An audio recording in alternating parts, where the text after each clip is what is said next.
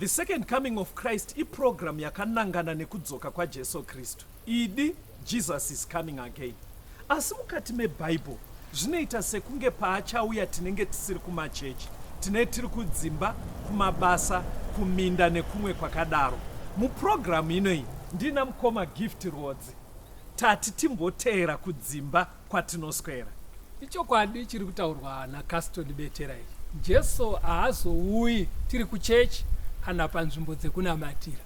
Achauya tiri kwatinoswera kwakasiyana siyana. Ikoko kwacho kwatinoraramira. Kungaa kumabasa, kuzvikoro, kudzimba.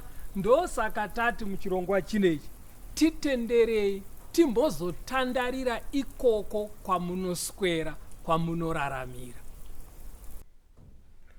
Nhasi mustudio tina Shailet Chakabveyo ndiye ari kutiisira musign language. Pastor Rodzi, kwazisai vateereri. Vateereri tinokuchingamidzai kuchirongwa The Second Coming of Christ. Uri kurodza pfuura taitarisa nyaya dzipi mufundisi?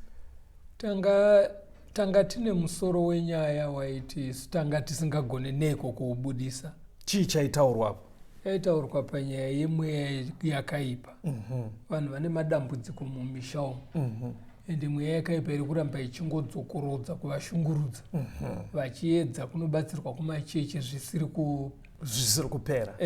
Saka tinoda kususukidza kubva ipapo. Alright. Saka nhasi hurukuro yedu muteereri iri kuti kudzinga mweya yakaipa. Alright. Saka ngatitangei tatoona kuti Jesu anodzinga mweya yakaipa. Pana Matthew chapter 12 ngoma. Verengai verse 22 to 24. Matthew chapter 12 verse 22. Zvino vakaisa kwaari munhu waiva nomweya wakaipa, raiva bofu nembeveve, akamuporesa. Naizvozvo mbeveve yakataura nokuvonawo. Vanhu vazhinji vose vakashamiswa vakati, ko uyu haazi mwanakomana waDhavhidhi here? Zvino vaFarisi vakati vachizvinzwa vakati, munhu uyu haabudisi mweya yakaipa asi naBherizebhuri, muchinda wemweya yakaipa. Saka panapa Jesu akaburitsa mweya wakaipa zvakatoonekwa nevanhu vose, akaudzinga mweya wakaipa uyu. But musi uyu paive nevamwe vanhu vanzi vaFarisi. Raive boka revanhu vakaita vanhu vekuchechi. But vaona adzinga mweya wakaipa uya, vakabva vamupomera kuti no, simba raashandisa kudzinga ndere Bherizebhubhi, ameno chimwari chevahedheni chaitaurwa. In other words, vaimuti ari kuzviita unge wechechi, but simba raari kushandisa kudzinga harisire kuchechi. Saka chekutanga chatiri kumboda, Jesu anodzinga mweya yakaipa. Right. Ngazvijeke izvozvo izvo. Saka zvakakosherei mukoma? Zvakakoshera kuti pahurukuro dzatinoita dzinedzi tiri kumaraini, vanhu vanofanira kuramba vachijekerwa kuti kune kumwe kunogona kuita kunge kwadzingwa mweya yakaipa, but kuchisvotesa Mwari. Zvinoita unge zvaita, but shoko raMwari rinoisa pachena kuti unenge wasvotesa Mwari. Vana vaMwari havatenderwe kuenda ikoko. Nganditaure ndichidaro. Bhaibheri harirambidze munhu wese. Saka Mwari akabva aita kuti haungarambidze vanhu kwauri kufunga kuti vanobatsirwa, kwako kwacho kushaya help. Saka zvabva zvabuda manje kuti Jesu anodzinga mweya yakaipa. Alright. Mati mimi Mwari anorambidza. Kuno kuna Mwari, Jesu anogona kudzinga mweya yakaipa. Anogona kudzinga mweya yakaipa. Right, tiri kuno kuchechi. Then tiri kuno kuchechi. Ndevapi vacho chaivo vanofana kunzi ava ndo vanoidzinga kana kuti ichechi ipi? Because muchaona kuti mukurarama kwatinoita kumaraini, like munyika medu muno, chechi dzinoiswa mipanda miviri. Kune dzinonzi dzemweya, kwoita dzinongonzi chechi chaidzo dzeBhaibheri. Because kazhinji dzemweya hadzidi Bhaibheri.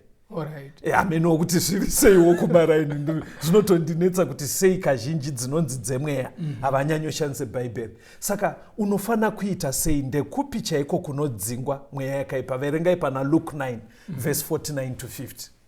Luke 9 verse 49 to 50. Johana akapindura akati, tenzi, taona munhu achibudisa mweya yakaipa muzita renyu, tikamudzivisa nokuti haateveri nesu. Asi Jesu akati kwaari, musamudzivisa nokuti usingapesani neni uneni. Very good. Saka pakudzinga mweya yakaipa, approach inodiwa iri kutaurwa naJesu ndeyekuti usasvotwe kukanzi kwadzingwa mweya yakaipa kusiri kuchechi kwako. Alright. Vanhu vaidzinga apa vaisafamba nevadzidzi naJesu. Saka vadzidzi pavakaona vachiburitsa mweya yakaipa vakasvotekana kuti vanozviita seivo vasiri timu redu. Kwakunoripota kuti varambidze izvi kana Jesu aiwa hatidaro. Siyai vaita vakadaro. Saka tikupa kurudziro yekuti chiyapa pasaite kusorana very good pakati pevatendi. Exactly. Ngazvizikanwa kuti kuchechi mweya yakaipa inodzingwa but pasaite kushorana. But ichidzingwa mukoma since tatoona vaFarisi vechechi vachiti simba iri harisi raMwari, kureva kuti kuchechi kwacho futi kune masimba 2, raJesu chairo chairo nerimwe risiri. Saka muchizoona pana Matthew 7 verenga ipapo verse 22 na 23 panobuda yambiro yakanaka. Matthew 7 pavhesi ya 22, vazhinji vachati kwandiri nezuva iro, Ishe, Ishe, hatina kuprofita muzita renyu here? Nokudzinga mweya yakaipa muzita renyu here? Nokuita mabasa esimba mazhinji muzita renyu here? Zvino ndichavaudza pachena, handina kutongokuzivai. Ibvai kwandiri, imi vaiti wokusarurama. Saka kurudziro iri kubuda apa muteereri ndeyekuti kuchechi kuburikidza naJesu mweya yetsvina mweya yakaipa inodzingwa. But zviri kunobuda sekunge pari kuita dambudziko pavatendi kuti kune vari kubva vafunga kuti basa rechechi kuita mabasa makuru esimba, kudzinga mweya yakaipa nezvimwe zvakadaro. Saka muri kuzoona pachaguma nyika manje Jesu ari kutotaura nevanhu akuti kana hamusi vekuponeswa because chakakosha ukama naJesu. Alright. Nyaya haisi pari pakungodzinga mweya yakaipa chete. Saka kana uida kutoona kuti kuri safe ndekupi nevhesi rataverenga kuchechi kunodzingwa mweya yakaipa. Maibata point iyo yabuda. But kuchechi hakumeje nekudzinga mweya yakaipa. Isaine mamwe matauro because vaitomeja nazvo avo ndo vamaverenga. Vari kutenda vachiti inga kuchechi taidzinga mweya yakaipa nekuita mabasa esimba. Vari kutoti naJesu handikuzivei. Saka chakakosha mweya yakaipa ngaidzingwe hongu asi muri muukama naJesu. Exactly. Alright. Because ukameja nekudzinga mweya yakaipa Satani anojambira mudariro because naiyewo anoita masaramusi. Anoita zviratidzo izvozvo izvo. Saka ngatifambei pamberi pana Mabasa 19 verse 11 kusvika pa12. Mabasa 19 verse ya 11. naMwari wakaita masimba anoshamisa namaoko aPauro. Nokudaro micheka nenguo zvaibva pamuviri wake zvaiiswa kuvarwere, hosha dzikabva kwavari nemweya yakaipa ikabuda. Saka simba rekudzinga mweya yakaipa muchechi Jesu akaritendera kuti simba iroro rive accessible kuvateveri vake. Ndoti kudii? Kuti Jesu paakaenda nekuti iye paaive panyika aidzinga mweya yakaipa. Yes. Asiwo muhurungwa hwekudenga vateveri vake vanopuhwa simba iroro kuti vagone kudzinga mweya yakaipa. Magona kutsanangura. Haana kusiyira simba iroro vateveri vake. Akavasiyira kuti vaite access kusimba iroro. Vanogona kuripiwa. Very good. Ndodati zvijeke kuti simba iroro harina kusiyirwa Pastor Rodzi kana mufundisi Nengi kana ani. Asi rakasiyiwa kuti tigone kukwanisa kupota tichiripiwa. Saka mumwe wacho watiri kutoona aive neaccess kusimba iroro ndikunyanya kufarira kuti access.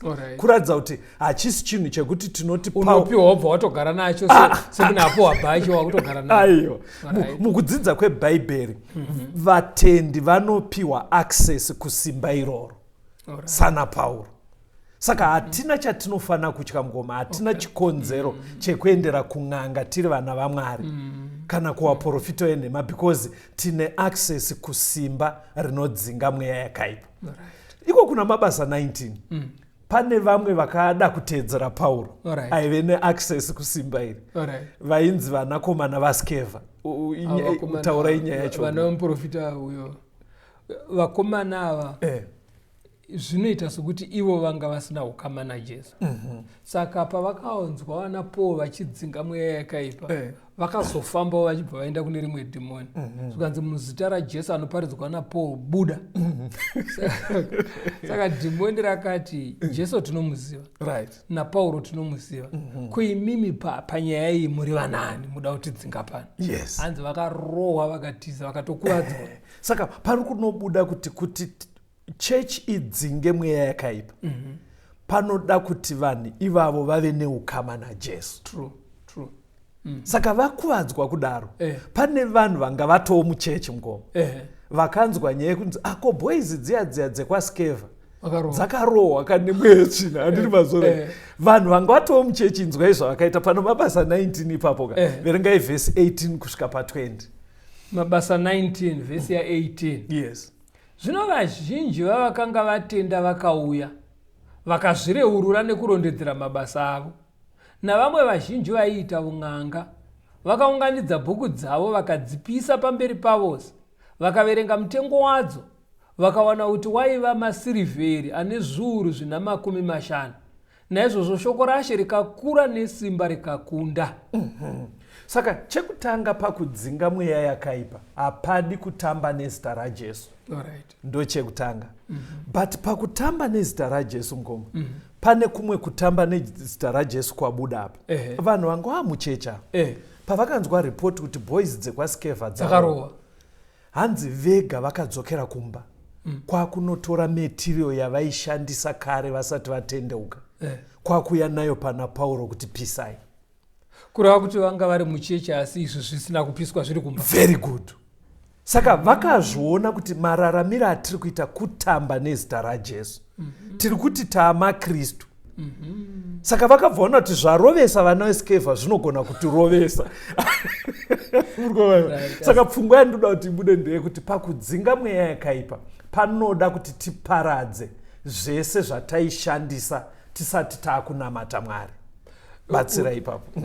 Waburitsa imwe pfungwa yakakosha. Wozi vanhu mukurarama kune vamwe kuti kana mweya yauya, vamwe vanotengeswa machira, vamwe vanosoneswa masketi, vamwe vanosoneswa mabrauzi, vamwe vanopuwa dombo, vamwe vanopuwa mvura, vamwe vanopuwa tumafuta. Satani arifadi, anopa vanhu twese twakasiyana siyana. Exactly. Saka vamwe vanenge vaine fodya yebute.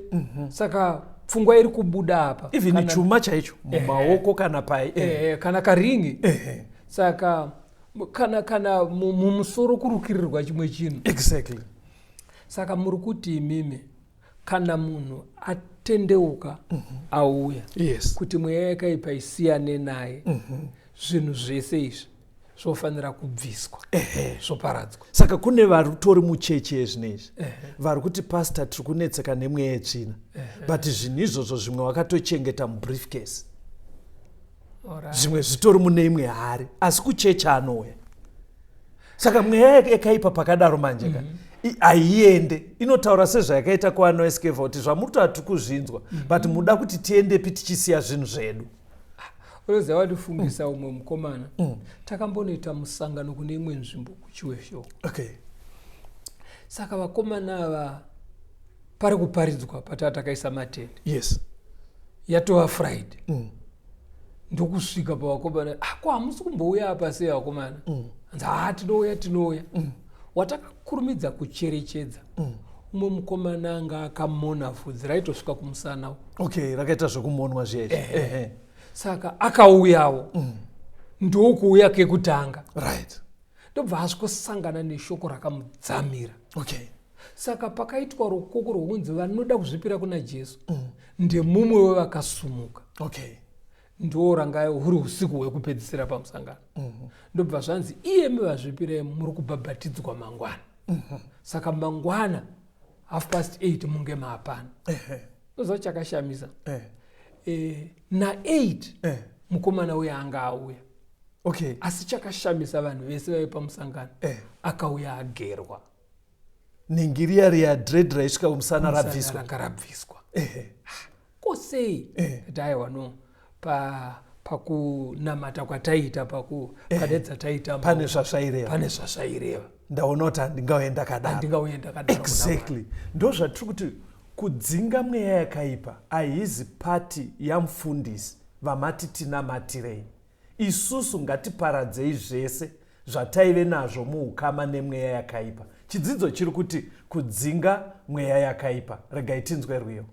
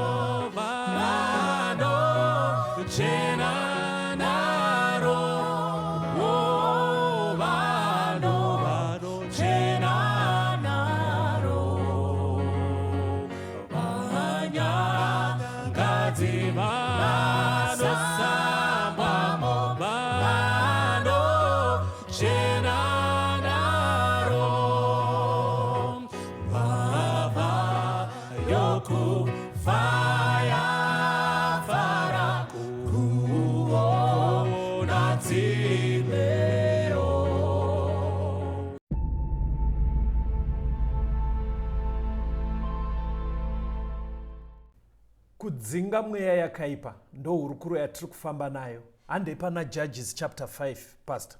Chapter 6 verse 25 to 31. Vatongi chapter 6 verse ya 25. Maybe ngosvika ipa verse ya 28. Alright. Zvino nousiku ihwohwo Jehovha akati kwaari, tora nzombe yababa wako iya yechipiri namakore 9, uputse aritari yaBhaari yababa wako. Utemewo danda rokunamata naro riripo. Uvakire Jehovha Mwari wako aritari pamusoro penhare iyi nomutoo wakafanira. Ugotora nzombe iyo yechipiri ubayire chipiriso chinopiswa nehuni dzedanda rekunamata naro raunofanira kutema. Ipapo Gidheoni akatora varume vane 10 kuvaranda vake akaita sezvaakaudzwa naJehovha, asi haana kuita izvozvo masikati, asi wakazviita usiku, nokuti wakatya veimba yababa vake navarume veguta. Zvino varume It's okay. Ndi Gideon ashanyirwa naMwari. But ari kunzi Gideon zvatudaita zvinhu zvikuru. Tisati taita handigone kushanda nemunhu wokuti mumusha menyu ndiri kuona mune zvimwe zvisina kufanira. Aritari yaBhaari. Vaive nearitari yaBhaari yange yakatosiyiwa nababa waGideon. Saka yange yatoye musha mavo mana Gideon. Saka zvikanzi Gideon hatigone kushanda kuti tiite basa raMwari, indiri kuona mune aritari yaBhaari. Saka ndobva hanzi tisati tatomboendaeni fedha paradza zvinhu izvozvo. Saka muchaona kuti pakudzinga mweya yakaipa, rimwe juti rinodiwa kwatiri vari kutambudzwa nemweya yakaipa, kuparadza zvinhu zviri mumisha medu zvinovengwa naMwari. Zvimwe zvacho takatozvisiyirwa nana zvinhu izvozvo zvinoda kuparadzwa. Saka Gideon akabva atonzi mapango ese aya amainamata Bhaari muchida ichibva watoita huni zvitsve. Saka Gideon aine kakutya, anzi akazviita usiku because aitya kuti munonetsana nemusha. Matoda kutenda Mwari kuti Gideon akaita even paine kakutya. Mati mamboona kuti pane kakutyisa chinhu chinenge chinzi ndechemusha chakasiyiwa kana kuti hanzi ndini mukomana mukuru. Muchaona kuti chinhu ichi pastor hachizi changu inini personally, ndechemusha. But uchinyatsoona kuti chinhu ichi chinovengana naMwari, zvinokoka mweya yakaipa, ende mweya yakaipa haiende. Why? Iri kuona mumusha menyu muine maturusi ayo. Ndabonezwa pane imwe nzvimbo. Vamwe mai vati ininiwa zvinhu zvindanzwisa handichazvide. Handiti wazvona zvakasvasiyiwa nemurume wavo. Saka vadaro tikati aiwa isusu hazvitityise kana mati zvitsve, tinopisa nezita raJesu. Tinozvipisa. Saka munin'ina wemurume baba munini vakabva vauyawo. Handiti wazvona.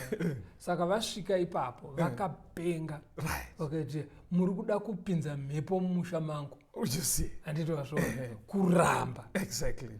akati rozabwara akangoti febera wakati aiwa baba ini ndiri mufundisi saka kana munhu apinduka sezvaita varamu venyava vakati paradzai zvinhu izvi vari kuda kusununguka nekuti Mwari anotisiyai maparadza but imi kana mazvirambira muchiti ndezvemusha zvataakuita ndezvekuti taakuti zvinhu zvese zviya vatipe inini samufundisi ndosiya ndazviisa mumaoko enyu ava vosununguka ava tovanamatira kuti vasununguka aiwa chiparadza enyu anditwazvo mabvamandiyochizo pane makore manganiko mumwe muteereri ndevechidiki baba namai vese vakafa but mune masirwa imba kudhorobha saka mai vakafa ndo vakapedzisira kufa 8 years ago saka hama dzamai ndobva dzati hatisi kugova kuparadza inonzi kuparadza zvinhu zvemufi ndobva vasiya vasungirira chimwe chibheseni paceiling munomuti chii mulaunji munoiswa masofa neche imba yacho haina ceiling because musikana uyo aitaura neni akatotora picture imba haina ceiling vakasungirira chibheseni hamenoti munei zvikanzi musabate chibheseni ichi tichazochibvisa musi watinosikoparadza nhumbi dzehama yedu 8 years pane 8 years saka vana ava vari kuteerera vhangeri musikana uyo nehanzvadzi dzake 2 vakomana vari kuti pastor tiri kuremerwa zvino izvi akatora picture achivhura wardrobe kudai zviri kunzi hembe dzamai 8 izvi zvasakara zvirimo nezvimapoto zvirimo ende ari kunyatsoona kuti izvi ndezvechivanhu chibheseni ichi saka ari kuti nhai pastor pakadaro ndinoita sei ina handichada kuramba ndine zvinhu zvetsvina mumba munomu zvine chekuita nevakafa zvese ukadi kuvaudza kuti ngavakochonore chibheseni varase kana kuteedza maelders vatore varase izvodondoari takazotaurirana tichikagadzika but ndoda kuti muone kuti kune vanhu vekuti anoramba achiremedzwa saka pakadaro mweya yetsvina haiende why iri kuziva kuti chibheseni ichi kana chiri related nenyaya dzevakafa iye Mwari achiti ibvai kunyaya dzevakafa saka mweya unenge uchitoziva kuti mumba muno mune property yedu saka unogona kuenda kuchechi but uine zvinhu zvakadaro saka muchiona kuti vanhu vakawanda vanofunga kuti kuchechi hakuna simba rekudzinga mweya yakaipa yeti ivo mukati medzimba dzavo vane zvinhu zvavasiri kuparadza pari kukujekerai anzi paradza endai pana Joshua chapter 7 verse 3 Joshua 7 pavhesi ya 3 vakadzokera kuna Joshua vakati kwaari vanhu vose ngavarege kukwira varume vanenge zviuru 2 kana 3 ngavaende kundorwa neAi asi vanhu vose ngavarega havo kutambudzwa kuendako nokuti vashoma havo vanhu vaIsraeri vanga vakunda guta reJeriko ranga rakakura saka vakuita strategy kanext city kainzi Ai saka vachiita strategy Joshua ndobva atuma vanhu ingonoitai surveillance muone kuti kaguta kari sei saka vakomana ndobva vadzoka vakomana vesurveillance zvikanzi no itai army yedu yakakurisa yaikonai kuti vanhu vese vaende kaguta kacho endisaiti vanhu tushoma it's very small but vaenda kuhondo yemukoma vakarohwa zvisingaite vaIsraeri saka Joshua manje aona kuti vakundwa endai pana Joshua 7 ipapo verengai verse 10 to 12 Joshua 7 pavhesi ya 10 yes ipapo Jehovha akati kuna Joshua simuka wawireiko kudai pachiso chako vaIsraeri vatadza vadarika sungano yangu yandakavarayira vatora chinhu chakaereswa vabavo nekunyengera nokuchiviga pakati penhumbi dzavo naizvozvo vana vaIsraeri havangagoni kukunda vavengi vavo vanofuratira vavengi vavo nokuti vava vanhu vakatukwa handichazovi nemi saka tinogona kuva tiri vanhu vechechi asi tiri vanhu vakatukwa hau tinenge tiine zvinhu zvatiinazvo zvisingatenderwe kuti pamukristu zviwanikwe saka pakadaro hatikunde saka muri kuona dzimwe nguva kudzinga mweya yakaipa hakuva successful hamubudirire kudoimba kudorara vanhu vachinamata hazvibude why because pakati pemunhu wamuri kuti dai asunungurwa eidza mumhuri make kana kuti iye ane zvinhu zvakatukwa zvinovengwa naMwari ngoma chii chinhu chingaitike ngatitorei mukomana ane 20 years zvinhu zvingangowanikwa kumukomana ane 20 years zvinogona kuita kuti mwetsvina iti hapana hatibvi, even mukaya nechigrade hatisi kuzobva. Zvii zvingangochengetwa nevakomana vaakuenda kuchechi asi uchinyatsoona kuti zvinhu Satani ari kuti ndezvekuteritori kwangu, zvisiri machira netsvimbo nezvimwe zvakadaro zvinoshandiswa kunamata. Kuti 20 years vangaite machira netsvimbo, varipo vamwe havanoita vafana asi zvimwe zvakajairika. Vamwe unoona maalbhamu emusic chaiwo avanoridza, unonyatsoona kuti anenge ari ekurumbidza Satani. Mamovhi aanoona pafoni kana pamakombiyuta zvine ndezveusatani zvega zvega. Saka pakadaro ndo pari kunzi nevhesi hamungakunde. Alright, anofanira kuparadza izvozvo. Zvinhu izvozvo zvinofanira kupa. Saka munhu patiri kutokurukura tiri kumaraini, edza kufunga kuti asi muupenyu hwangu handina here chimwe chinhu, even ndakuenda kuchechi, chataimborarama machiri kana kuti tichishandisa chichitipa masimba tisati tauya kuna Mwari. Izvo zvinana tsvimbo mugoma. Aimimi mbotaurawo dana nevezera renyu. Aino kuti kuzera kwanguka ndofunga zvaakuita zvishoma mugoma. Nyaya yetsvimbo nechi unotoona munhu chaiche oraga ndichasi mugoma. Zvinoita here kuti munhu ari kutodhiraivha mugore ratiri kuita hurukuro ine tiri mustudio mugoma. Saka kuti unogara kubruku haninazo Satani izvo. Point yandikura mugoma. Ndiri kuti kombeyai motikari iri modern. Motikari nefoni zvinoenderana. Saka pakadaro mwetsvina haiende. Inzwai kuti Mwari anoti kudii pana Joshua 7 ipapo mukoma. Ingoverengai verse 20 kusvika pa22. Joshua 7 pavhesi 20. Ipapo Akani akapindura Joshua akati, zvirokwazvo ndakatadzira Jehovha Mwari waIsraeri. Ndakaita zvokuti nezvokuti. Ndakaona pakati pezvakapambwa nguo yakanaka inobva Bhabhironi nesirivheri yakasvika mashekeri ana 200 norurimi rwendarama rwakasvika mashekeri ana 50 pakuyerwa kwarwo. Ipapo ndakazvichochora ndikazvitora. Tarirai, zvakavigwa pasi mutende rangu. Anga atora zvinhu zvakavigwa pasi mutende rangu. Ndakambofonerwa nemumwe muteereri mukoma. Akati, pastor, zvamataura ndazvinzwa. I think chiri kuita kuti ndirambe ndichinetswa nemweya yetsvina iyi. Even pandiri kuenda kumisangano kwese ndichinonamatira nyaya. Kare ndisati ndakunamata izvi zvinodiwa naMwari. Pamba pangu kugedhi kwangu hanzi ndakacherera hari. Saka ndoita sei pakatoiswa pavement yakanaka. But ndiri kufunga kuti chinogona kudaro chiricho ndo chinhu 1 chandichiri kuyeuka past chekuti ndikatoti icho pamwe chinovengwa naMwari. Kachichirwe kawarasi. Very good. Saka muchaona kumisha kwedu vanhu vaMwari tine zvataicherera. Vamwe tichirovera hoko nezvakadaro. Mweya yetsvina haiende iyo ichiona kuti musha unoyu uri kusimbiswa nematurusi edu. Mapisarema 4 vhesi ya8. Munhu ukarasa zvese izvi mweya yetsvina inoenda here? Mwari anotipa assurance yekuti chengetera. Mapisarema 4 pavhesi ya8. Yes. Ndichavata pasi norugare ndibatwe nehope. Nokuti ndimi moga Jehovha munondigarisa pakasimba. Tinotorara hope, madzikirira anopera, kuvhumuka kwevana, mamhepo, mweya yetsvina inongomutsa mwana ovhura dhoo omhanya nekuminda. Hanzi tinotanga kutogona kurara hope chaidzo kupfodora. Why? Mweya yetsvina inenge yabva yaona kuti mumusha uyu pamunhu uyu hapasisina zvinhu zvedu. Topa 1 phone number.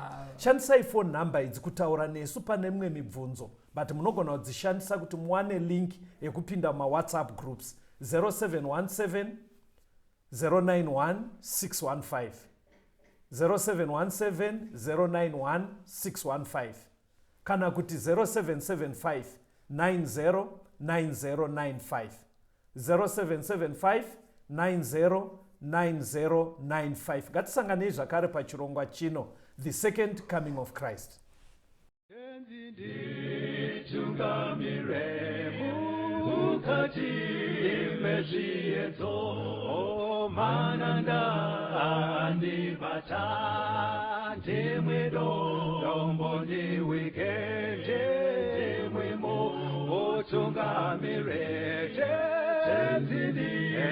Tungamire se mwana awonyara tabu ungayara tinyanga mananda anomunzwa kanama atinyarara imwite tenzi wenyanda tungamire aponda yashikanyanza mwananda aondichisa andichina zororo ndotsamira kune mwika kandinzwe imwi moti inokutungamira